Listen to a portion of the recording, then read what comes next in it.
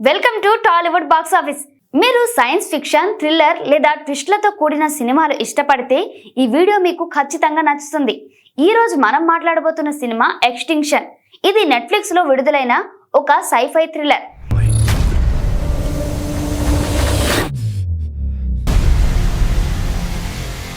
ఈ సినిమా ఒక సాధారణ ఏలియన్ ఇన్వెన్షన్ స్టోరీలా కనిపిస్తుంది, కానీ దీనిలో ఒక మైండ్ బ్లోయింగ్ ట్విస్ట్ ఉంటుంది. ఇది కథని పూర్తిగా మార్చేస్తుంది. సో రెడీగా ఉన్నారా? అయితే స్టార్ట్ చేద్దాం. ఎక్స్టింక్షన్ అనేది 2018 లో నెట్ఫ్లిక్స్ లో విడుదలైన ఒక American science fiction action thriller. దీన్ని డైరెక్ట్ చేసిన వారు బెన్ యంగ్ మరియు స్క్రిప్ట్ రాసిన వారు స్పెన్సర్ కోహెన్, ఎరిక్ హెయిసరర్ మరియు బ్రాడ్ కేనీ. ఈ సినిమా మొదట యూనివర్సల్ పిక్చర్స్ ద్వారా థియేటర్లో 2018 జనవరిలో విడుదల కావాల్సి ఉంది, కానీ షెడ్యూల్ నుండి తొలగించబడి నెట్ఫ్లిక్స్ దీన్ని కొనుగోలు చేసి జూలై 27, 2018 విడుదల చేసింది. సినిమా బడ్జెట్ దాదాపు $20 మిలియన్. ఈ సినిమా కథ ఒక ఫ్యామిలీ మ్యాన్ చుట్టూ తిరుగుతుంది. అతనికి ఏలియన్ ఇన్వెన్షన్ గురించి పునరావృతమయ్యే కలలు వస్తాయి. ఆ కలలు నిజమైనప్పుడు అతను తన కుటుంబాన్ని కాపాడడానికి పోరాడతాడు. కానీ సినిమా మధ్యలో వచ్చే ఒక ట్విస్ట్ కథని పూర్తిగా తలకిందులు చేస్తుంది.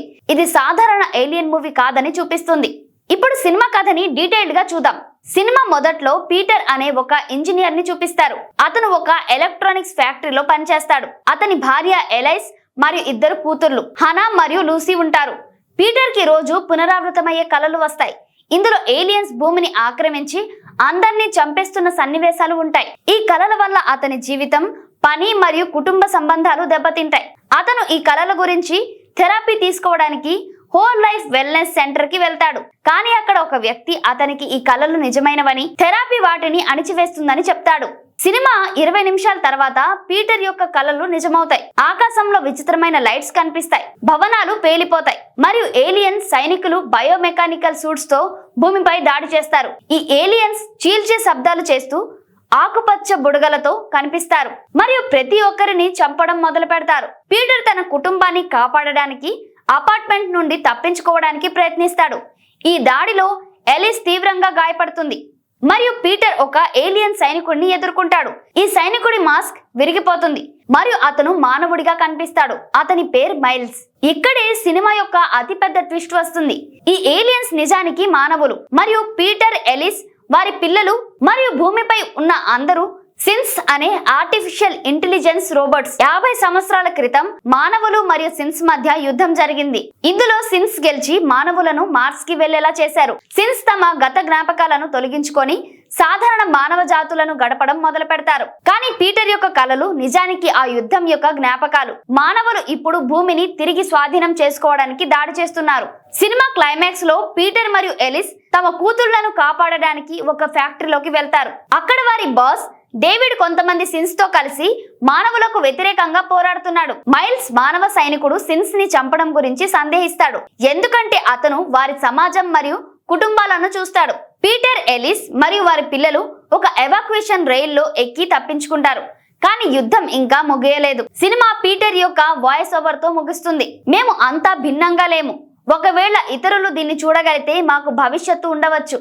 సినిమాలోని ప్రధాన క్యారెక్టర్స్ లో పీటర్, ఎలిస్, హానా, లూసీ, డేవిడ్ మరియు మైల్స్ ఉన్నారు.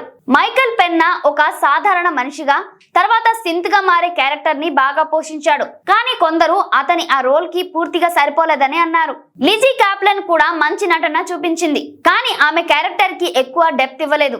మైక్ కోల్టర్, ల్యూక్ కేజ్ ఫేమ్ ఒక సపోర్టింగ్ రోల్ లో ఉన్నాడు, కానీ అతని టాలెంట్ సరిగ్గా ఉపయోగించబడలేదని విమర్శలు వచ్చాయి.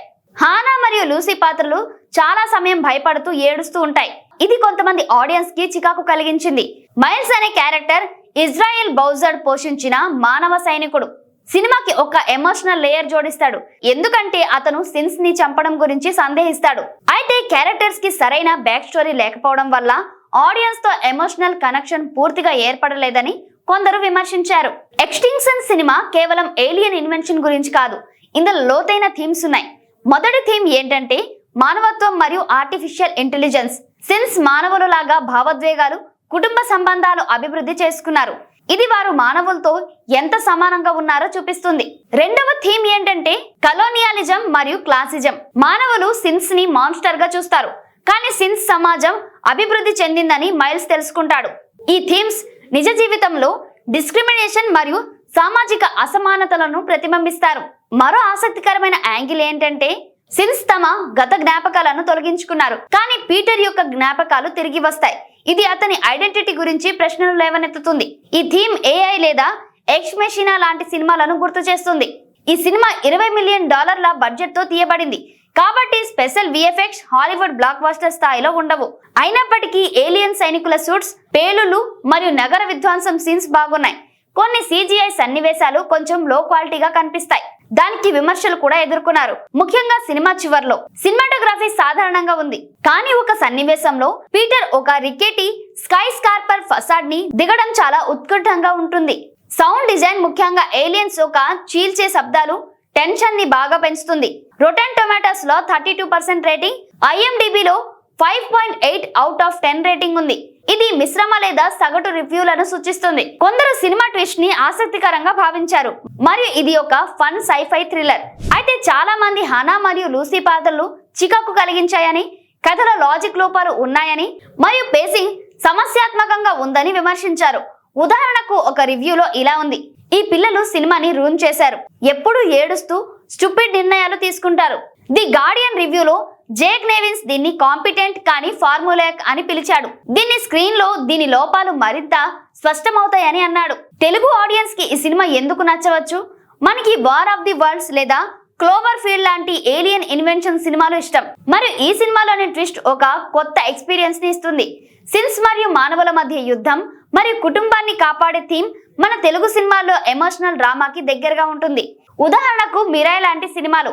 ఇది ఒక వీకెండ్ నైట్ లో ఫ్రెండ్స్ తో కలిసి పాప్కార్న్ తింటూ చూసేయండి. ఎక్స్టింక్షన్ నెట్ఫ్లిక్స్ లో స్ట్రీమింగ్ కి అందుబాటులో ఉంది. ఇది ఇంగ్లీష్, జర్మన్, స్పానిష్, ఫ్రెంచ్ మరియు ఇటాలియన్ ఆడియో ఆప్షన్స్ తో చూడవచ్చు. మైకల్ పేనా మరియు లీజీ క్యాప్లిన్ నటన మరియు సినిమా యొక్క థీమ్స్ దీని యొక్క డీసెంట్ నెట్ఫ్లిక్స్ ఒరిజినల్ గా చేస్తాయి. మరి మీరు ఈ సినిమా చూసారా?